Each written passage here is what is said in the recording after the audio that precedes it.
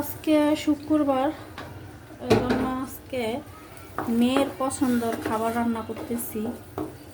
বাচ্চারা একটু গরুর মাংসটা খুব কমই পছন্দ করে, বিশেষ করে আমার মেয়ে, সে হলো মুরগি পছন্দ করে। আবার সেটা যদি হয় রোস্ট তাহলে তো আরও ভালো। তো এই জন্য আজকে তার জন্য রোস্ট করব আর সাদা পোলাও করব। শুক্রবার মানে একটু ভালো মন্দ খাওয়া দাওয়া, আর আমার মেয়ে গরুর মাংসটা খুব কম পছন্দ করে। তো এই জন্য ওর জন্য আজকে মজা করে ভাবছি রোস্ট করে দিব। আর এখানে আমি রোস্টের জন্য বাদাম বাটা দিচ্ছি। বাদাম আর পেঁয়াজটা আমি বাটা দিই, মানে ওটা আস্তা দিই না। আর রোস্টের যে মশলা আছে, গুঁড়া দুধ আর ঘি দিয়ে মশলাটাকে সুন্দর করে কষায় নিতেছি। আর রোস্টের মশলাটা কষানোটা মেন, মানে যত ভালো করে মশলাটা কষানো যাবে রোস্টটা টেস্টটা অতই ভালো হবে। আমার রোস্টের মশলার কালারটা দেখেন কত সুন্দর হয়েছে। আর এই জায়গায় আমি মাংসটা সুন্দর করে হালকা ভাজা করে নিচ্ছি। রোস্টের মাংসটা একটু ভাজা করে নিলে মানে ভালো লাগে খাইতে।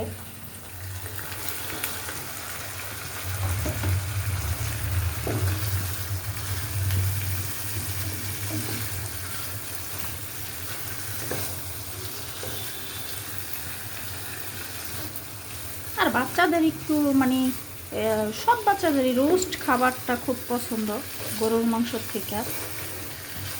আমার মেয়েরও এরকমই। আর মানে রোস্ট আর সাদা পোলাও হইলে আর কিছু লাগে না, সেই খাবারটা খাইতে খুব পছন্দ করে। ঝাল কম হয়, একটু মিষ্টি মিষ্টি লাগে, তো খুব ইয়া।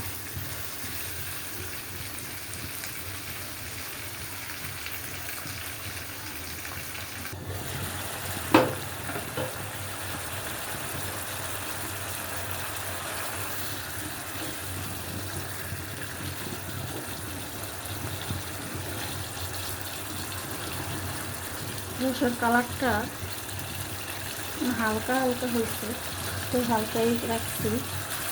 দুধটা একটু বেশি দিয়ে ফেলছি। আমি এখন এখানে ব্রেস্টটা দিয়ে দিব।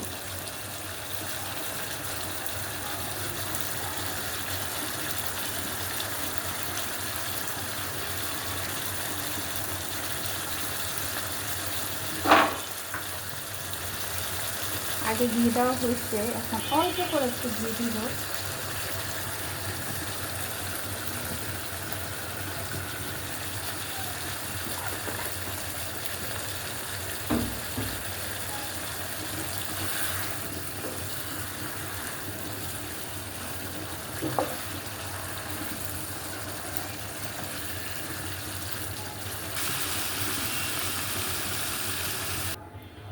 এখানে সাদা পোলাও করছি। পোলাও ভাতটা একদম ঝরঝরা হয়েছে। আমার পোলাও ভাত সবসময় ঝরঝরা হয়, অনেকে আছে দেখা গেছে একদম নরম হয়ে যায়। আমার নরম হয় না, পোলাও ভাতটা একদম ঝরঝরা হয়েছে। অবশ্য আরেকটু মানে দমে রাখলে আর একটু ঝরঝরা হইব। একটু সুন্দর করে মানে ঢাকনা দ্বারা রেখে রাখবো, বাকিটা একদম হয়ে যাব।